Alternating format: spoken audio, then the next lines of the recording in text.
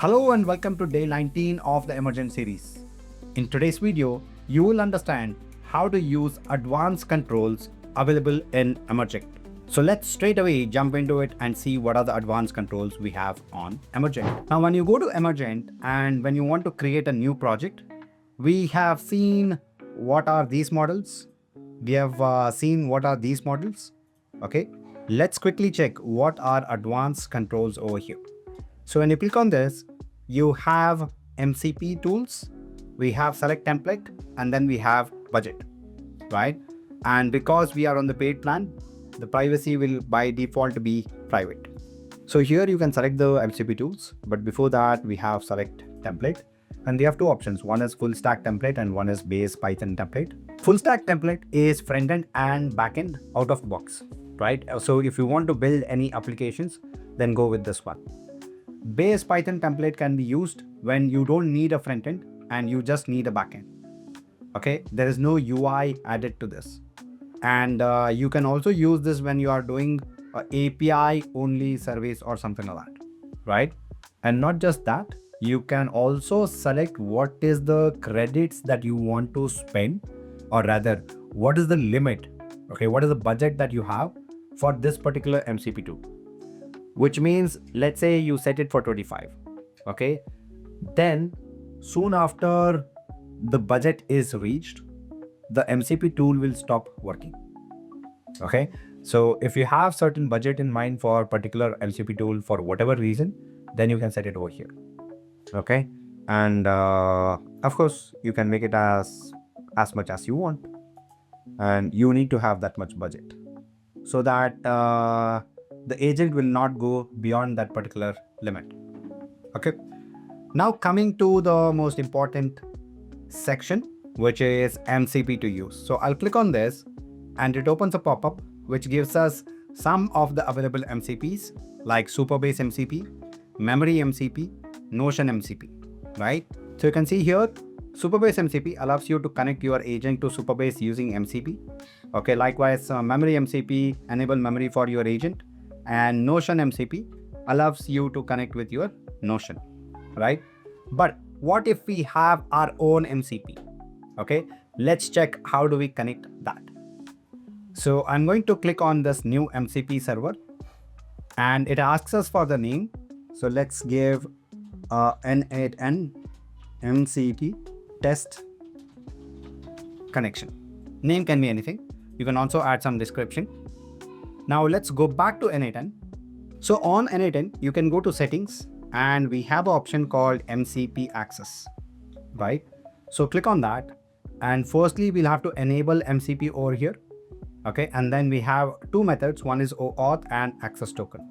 The method that we are looking at over here is access token. Okay, and it requires a mcp.json file, right? So this is the file that we have in N8N. So I'll click on regenerate new access token.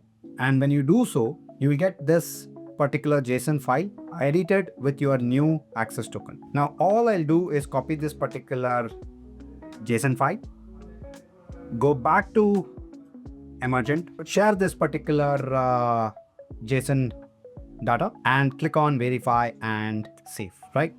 Once that is done, it will automatically be enabled. Now, what are we trying to do with this particular option? If we go to N8N, we have these two workflows which are enabled for MCP. Okay, so what I mean by that? So let me click on this. It opens up in a new tab.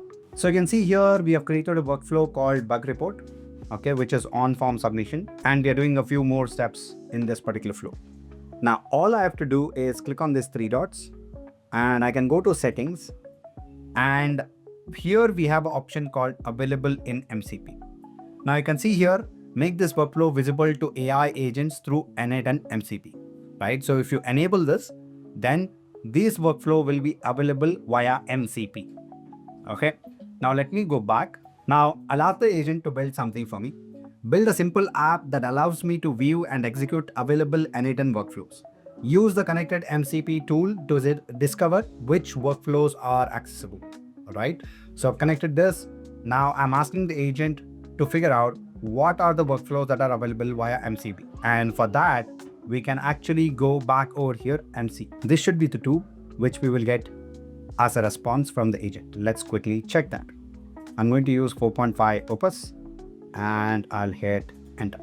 Okay, so you can see here, it shows I found 2 N8N workflows available to work with. One is feature submission, the second one is bug report, right? Those are exactly the same thing that we have got on our N8N. Okay, so bug report is one, feature submission is the second one. Okay, now this is how you can use the JSON option to configure your MCP for a new project. But what if we want to integrate this on our existing project? Okay, let's quickly check that. I'm going back to SaaS Tasker and I'll wake the agent up. On the existing app, the prompt would be something like this. Use the JSON config to connect to MCP to discover which workflows are accessible. Okay, so let's hit enter. Let's wait and see if it is able to fetch the workflows like we saw in a new app case. So it has got a few things done. Let's quickly check that. Let me connect to this new MCP server endpoint with the authorization header and discover the available workflows. Right. The next step is the server initialized. Now let me get the session ID and list the available tools or workflows. Right. And then it says, excellent, I found 3 meta tools for managing workflows. Let me now search for all available workflows to see what's actually accessible. And then it finally says, I found 2 workflows. Let me get the details of each to understand their input schemas, right? And then it says, let me debug and see the raw response. Okay. And finally, it has told us, now let me get the second workflow details and then provide you a clean summary. Okay. Now let's quickly go and check what is it. Feature submission. Status is active. Trigger is form submission.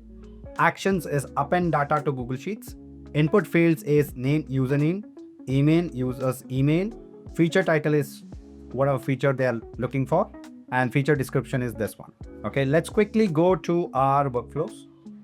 Okay, and I'm going to this one to begin with.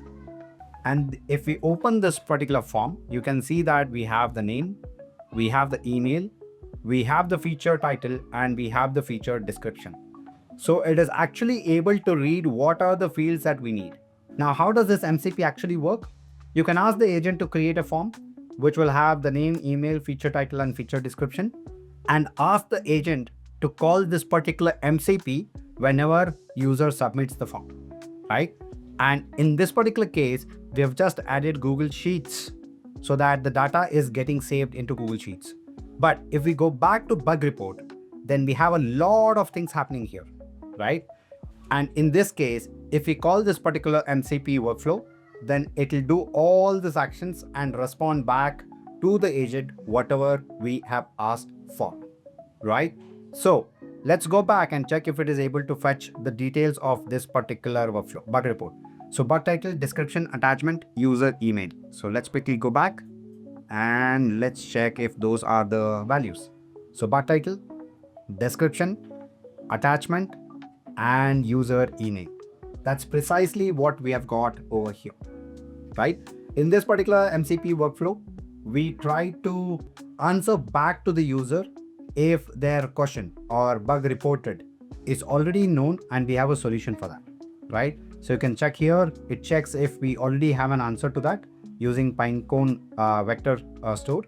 And then if we have, then we are going to send them an email, right? If we don't have a response to it, then that bug will be stored into Google Sheets. We'll not go into detail of it. I just wanted to quickly show you how could you connect MCP workflows on N8N using the JSON config method on Emergent apps. Now, these MCP workflows are very, very powerful because you can use all the options available on N8N to build entire AI agentic workflows. And that could be connected into your app with just single prompt. Instead of trying to build all of this with prompt, you can just build the workflow on N8N and then use that workflow into your app. That way, you have a beautiful looking front end where the users can interact, and you have a strong agentic workflows in the backend which will do the heavy lifting for you. If you have some agentic workflows on N8N already built, then please do give it a try and let me know what was your experience connecting that workflow onto your app built with Emergent. Thank you for watching, and I will see you in the next one.